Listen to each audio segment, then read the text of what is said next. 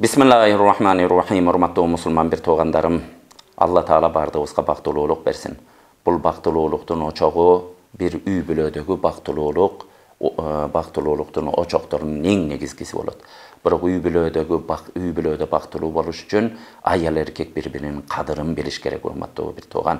Kur'an-ı Kerimde hunna libasul lakum ve antum libasul lahun. Ayallarınlar siler üçün giyim, siler ayallarınlar üçün giyimsiңер deydi. Bul degenim ne degende ayallarыбыздың кейбір кемчиликтерин кийим сыяктуу биз жаап салышыбыз керек. Ayallarыбыздагы биздин кемчиликтерибизди сыртка чыгарбай, кийим кандай авырат жерибизди жаап койгондой, так ошондой жаап койгон учурларда ошол үйдө бактылуулук болот. Бардыгыбыз ошон үчүн бири-бирибизди кадырыбызды сыйлайлы. Мен акча таап атам, сен үйдө отурасың, же болбосо сен эмне кылып койдуң деп ушундай арзыбаган дүнүйө үчүн бардыгыбыз бир жаңжал салбайлы.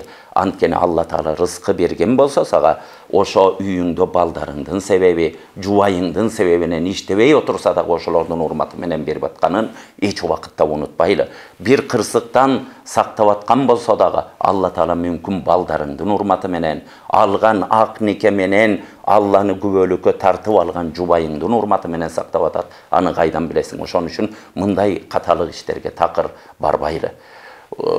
Илгери бир адам ушундай күндүз эле көзүнө жылдыздар көрүнө баштайт экен. Баягы сезимине кирип ушу күндүз күн тийип турганда мен жылдыздарды көрө баштадым деп анан бир аз мактангансып басып аялына чоң сүйлөп калган экен.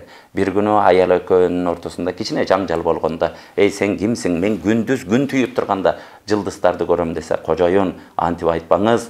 Менин дагы ошо сиздин жылдыз көргөнүңүзгө менин да бир үлүшүм болсо керек. Сенин эмне үлүшүң бар" деп бир аз жаңжал чыгат экен. Ошондойын баа кичине көңүлү калган аялы анын кирлерин жуубайт, анын идиш аяктарын жуубай, ушундай бир 2-3 күн таарыныч болгондон кийин күндүз чыкса, баягы жылдыздар көрүнбөйт.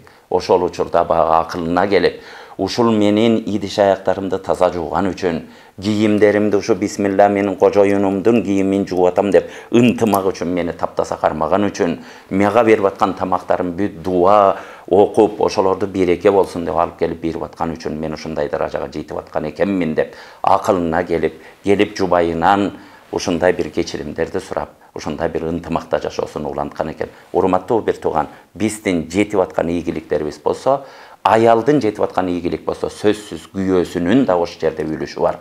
Күйөөсүнүн жетип аткан ийгилиги болсо, сөзсүз аялынын үлүшү бар экен. Эч убакытта унутпай, бири-бирибизди кадырлап жашайлы.